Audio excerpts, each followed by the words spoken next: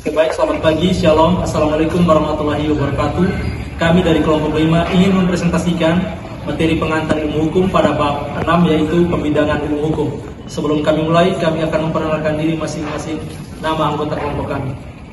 Baik, perkenalkan nama lengkap saya Petrus Alfonsi Sulubayu. Perkenalkan nama saya Miguel Molonkala.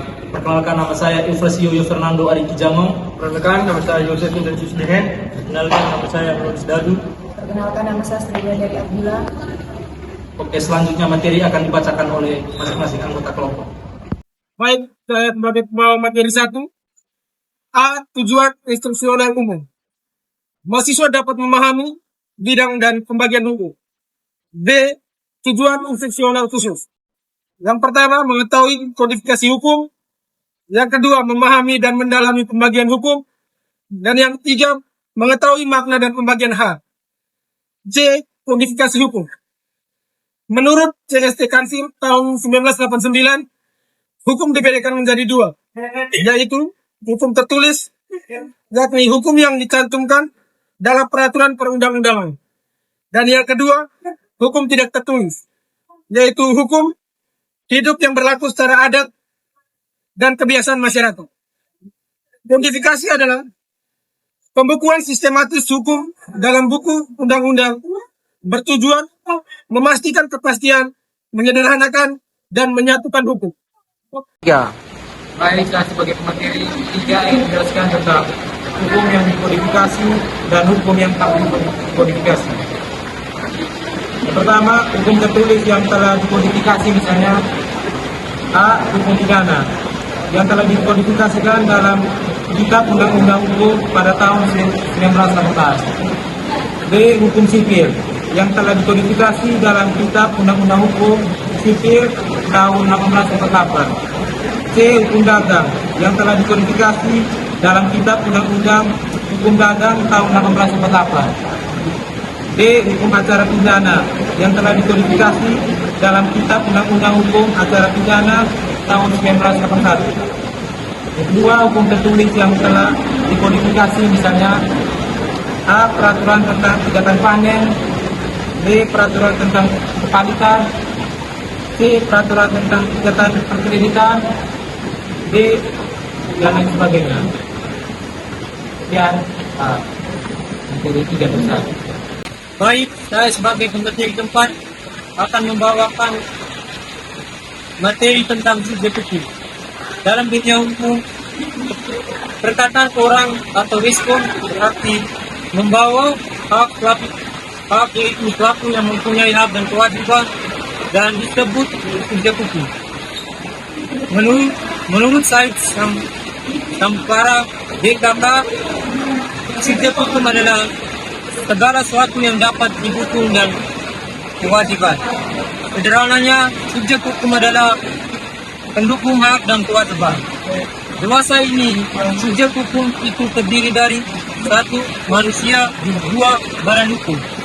Sebagai subjek hukum, sebagai pembawa hak, manusia mempunyai hak dan kewajiban untuk melakukan suatu tindakan hukum, dapat mengadakan persetujuan sebagai pembawa hak mulai dari saat dilahirkan dan berakhir pada saat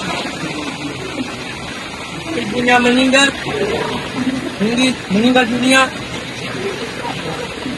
Malah seorang anak yang masih dalam kandungan ibunya dapat dianggap sebagai pembawa hak atau dianggap telah lahir jika kepentingan memerlukannya untuk menjadi ahli waris. Demikian besar. Baik, saya akan membawakan materi 6. Objek hukum ialah segala sesuatu yang berhubungan dengan balik subjek hukum dan yang dapat menjadi objek sesuatu berhubungan hukum. Kansil 1949. Dengan kata lain, objek hukum adalah segala sesuatu yang bermanfaat bagi subjek hukum serta yang dapat menjadi objek dalam suatu perhubungan hukum. Biasanya objek hukum benda. Menurut pasal 503 KUHP, benda itu dapat dibagi dalam satu benda yang berizin, dua benda yang tak berizin. Baik, yang terakhir adalah pengertian dan macam-macam hak. Dalam hukum, seseorang yang mempunyai hak milik atas sesuatu benda padanya diizinkan untuk menikmati hasil dari benda miliknya itu. Benda tersebut dapat dijual, digadaikan atau diperbuat apa saja, asalkan tidak bertentangan dengan peraturan undang-undang. Hak dan wewenang dalam bahasa Latin digunakan istilah "ius". Dalam bahasa Belanda dipakai istilah "recht" ataupun "droit" dalam bahasa Prancis. Menyalahgunakan hak dalam bahasa Belanda disebut "misbruik van recht" atau "abuse de droit" dalam bahasa Prancis, atau biasa juga disebut menyalahgunakan kekuasaan dalam bahasa Prancis "détournement de pouvoir". Untuk membedakan hak dan hukum, dalam bahasa Belanda dipergunakan istilah subjectief recht untuk hak dan objektif recht untuk hukum, atau peraturan-peraturan yang menimbulkan hak bagi seseorang. Dalam bahasa Inggris, perkataan law mengandung arti hukum atau undang-undang, dan perkataan right mengandung arti hak atau wewenang.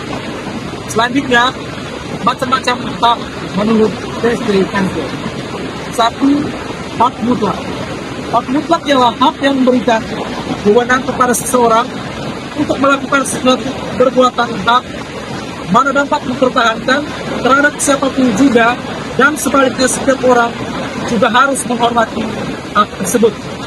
Hak mutlak dapat pula dibagi dalam tiga golongan: A. Hak asasi manusia, B. Hak publik, dan C. Hak keperdataan. Oke, yang kedua, hak nisbi. Hak nisbi atau hak relatif ialah hak yang memberikan wewenang kepada seseorang tertentu atau beberapa orang tertentu untuk menuntut agar supaya seseorang atau beberapa orang lain tertentu memberikan sesuatu, melakukan sesuatu atau tidak melakukan sesuatu. Hak relatif sebagian besar terdapat dalam hukum perikatan atau bagian dari hukum perdata yang timbul berdasarkan persetujuan dari pihak-pihak yang bersangkutan. Oke, baik, itu saja pemaparan materi dari kami kelompok 5. Jadi apabila ada kesalahan, mohon dimaklumi. Itu saja, sekian dan terima kasih.